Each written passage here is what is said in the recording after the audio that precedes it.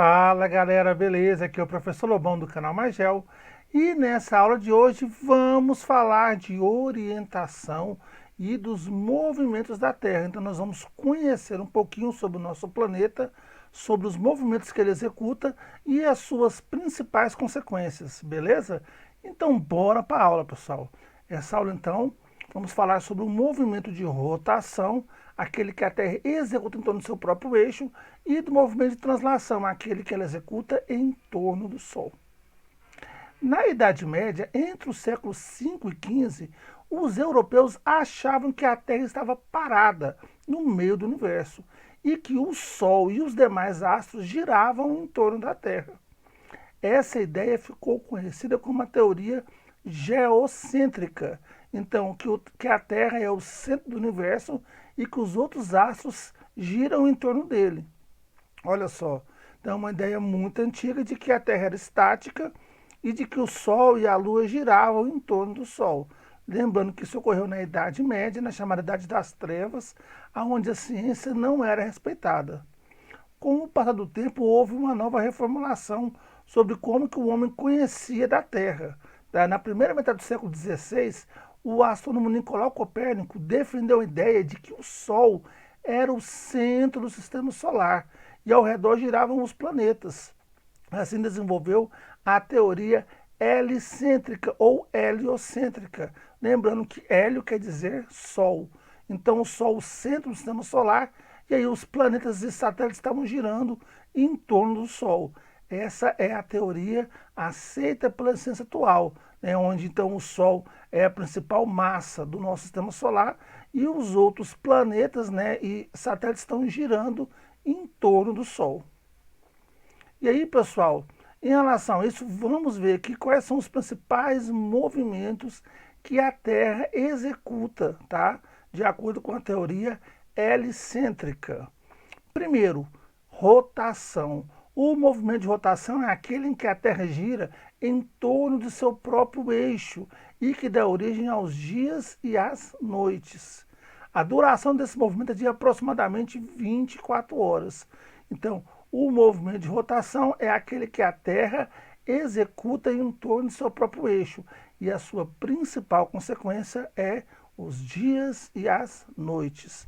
Lembrando, pessoal, que esse eixo de rotação da Terra ele é inclinado em relação ao Sol. Depois nós vamos ver que essa inclinação do eixo da Terra em relação ao Sol vai delimitar as chamadas estações do ano. Mas vamos lá, pessoal, olha só. Aqui está uma representação do movimento de rotação, onde a Terra então está girando em torno de seu próprio eixo, né, no espaço. Já o movimento de translação é aquele onde a Terra realiza em torno do Sol, com duração aproximadamente de 365 dias e 6 horas. 5 horas, 48 minutos mais ou menos, tá? Esse período é chamado de ano. Essas 6 horas que sobram, né, de acordo com esse ano, são reunidas e depois de 4 anos é acrescentado um dia no mês de fevereiro. É o chamado ano bissexto. A principal consequência do movimento de translação são as estações do ano. Então o movimento de rotação, né, vai delimitar aí os chamados dias e as noites e translação as estações do ano. Então você tem aqui, ó, né, o exemplo aí do movimento de translação. Lembrando que o eixo da Terra ele é inclinado em relação ao Sol. Então vai ter momento onde o hemisfério sul vai estar mais voltado para o Sol, momentos onde o hemisfério norte vai estar mais voltado para o Sol e momentos onde, né, o Sol vai estar iluminando por igual tanto o hemisfério norte como o hemisfério sul. Essa inclinação do eixo da Terra em relação ao Sol vai delimitar as chamadas estações do ano: inverno, primavera, verão e outono. Mas espera aí que eu vou explicar para vocês direitinho como é que funciona isso. Observe aqui, pessoal. Você tem a Terra girando em torno do Sol através de um eixo inclinado, onde parte desse movimento acontece quando o Sol está perpendicular ao Equador.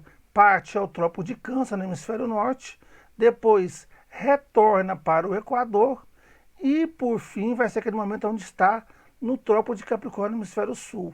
Essa variação né, da iluminação do Sol vai delimitar as estações do ano. Né? Quando, por exemplo, o Sol está mais para o hemisfério norte, é verão no norte e inverno no sul. Quando ele está no Equador, é primavera e outono. Quando ele está no Trópico de Capricórnio, é verão no sul e inverno no norte. Então, olha só que esse eixo inclinado representando, pessoal. Você tem, então, o eixo do Sol e a Terra, então, né, girando em torno do Sol através de uma inclinação. Então, quando a Terra estiver do lado de cima do eixo do Sol, o Sol vai estar pegando mais no hemisfério sul e o hemisfério sul vai ser verão. Já o hemisfério norte vai estar menos iluminação, vai ser inverno. Quando ele está no eixo do Equador, né, você vai chamar do equinócio, onde você vai ter igual iluminação entre os dois hemisférios. E quando o raio solar estiver pegando mais o hemisfério norte, você vai ter o verão no norte e o inverno no sul. Então, quando o Sol pega mais um dos lados, eu chamo isso de solstício. Quando ele pega por igual ao Equador, eu chamo isso de equinócio. Além desses movimentos, nós temos também outros movimentos importantes, tá? Que têm influência notória, como, por exemplo, o movimento de precessão, nutação e o deslocamento do periélio. Só que isso aí é trabalhado mais a nível de ensino superior. Para, né, sua escola, para a prova de vestibular e Enem, né, você só vai citar esses movimentos: precessão, nutação e o deslocamento do periélio. Lembrando que a Terra possui, pessoal, 14 movimentos conhecidos, tá? 2 são os mais importantes, os outros 3 têm alguma relevância e outros, né, são menos conhecidos. Então essa foi uma pequena aula do professor Lobão, onde eu falo um pouquinho sobre a Terra, sobre os movimentos dela e as suas consequências. Rotação influenciando nos dias e das noites e translação influenciando nas estações do ano. Um abraço para todos e até mais, Gel.